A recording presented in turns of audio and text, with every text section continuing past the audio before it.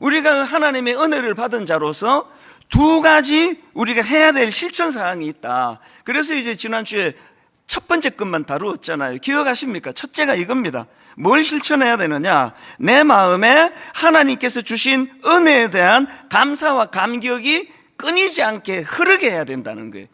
계속 은혜에 대하여 감격하는 거죠. 사도 바울이 계속 나는 자격 없는 자다, 나는 조사나같이 만삭되지 못한 자같이, 나는 모자라는 자다, 나는 교회를 핍박했다, 나는 은혜 받을 자격이 없는 자다, 이런 나 같은 것까지에게도 하나님 은혜를 주셨다. 이걸 계속 되뇌는 겁니다. 지난주 제가 드렸던 말씀, 가정 이야기 다시 말씀드려 볼게요. 건강한 가정은요, 상대방에 대한, 배우자에 대한 감사로 시작해서 상대방에 대한 긍휼로 발전해 가는 게 가정이에요. 그냥 당신이 어떻게 나 같은 여자를 만날 수 있겠냐고 생각해도 신기하다. 어떻게 당신이 나 같은 남편을 만날 수 있었는지 고맙지 않아? 그게 전부 문제가 있는 가정이에요. 항상 그 상대방에 대해 고마운 마음, 참 자격도 없는 나 같은 걸 택해 준 거. 그래서 장가를요 좀 늦게 가는 게 그게 좋아요, 나쁘지 않아요. 저처럼 거의 막판 이제 이 여자마저 나를 안 택하면 나는 이제 독신의 연서로 죽을 것이다, 이런 절박함으로 아내를 만났기 때문에 문득문득 내가 감사해요. 뭐든지 감사합니다. 이 목사를 남편으로 택해 준 거에서 나 바라면 안 된다, 그러면 내가 인간도 아니다, 그러면서 진짜 감사해요, 제 아내에게.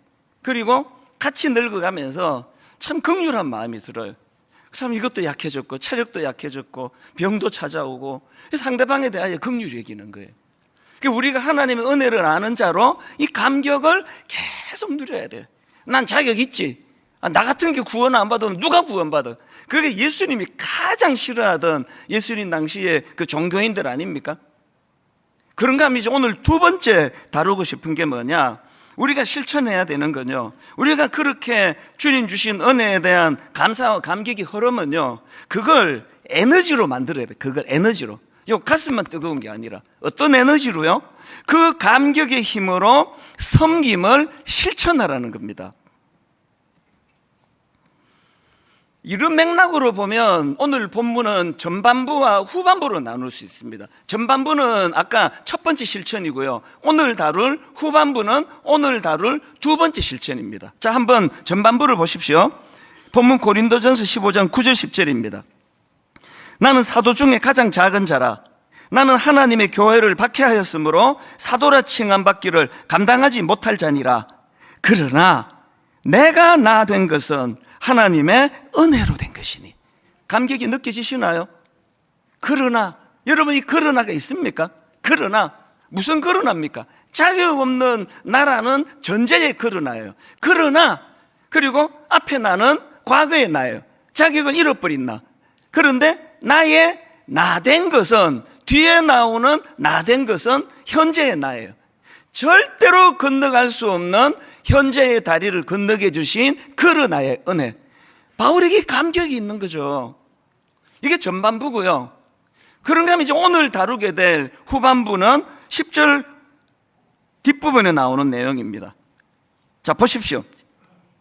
내게 주신 그의 은혜가 헛되지 아니하여. 내게 주신 그의 은혜가 헛되지 아니하여. 내가 모든 사도보다 더 많이 수고하였으나. 지금 사도 바울이 그냥 일기 쓰고 감격하고 눈물 줄줄 흘리고 이렇게만 끝내지 않고 그걸 에너지로 만든 거예요. 그리고 어떻게 합니까? 내 모든 사도보다 나 더 많이 수고한다. 무슨 힘으로? 그 감격의 힘으로. 여러분, 제가 왜 이 나이에 쓰임새를 달라고, 솔직히 말하면요, 이제 그냥 그동안 해오던 그 가락으로 한 8, 9년 할 수 있습니다.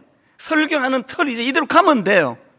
근데 제가 쓰임새를 구한다는 건 그래갖고는 교회가 어떻게 되겠냐는 절박함이거든요. 쓰임새를 달라고. 왜?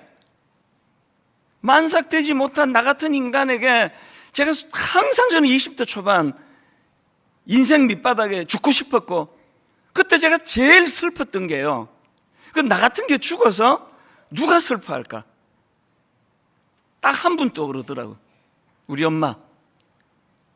그게 진짜 슬펐어요.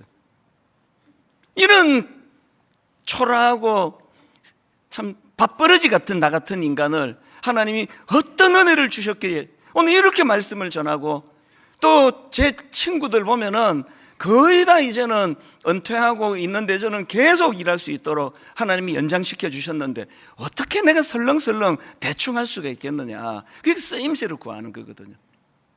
저는 고린도전서 4장 7절이요, 사도 바울이 막 책망을 하는 것이 이렇게 이야기합니다. 누가 너를 남달리 구별하였느냐. 그 다음 보세요.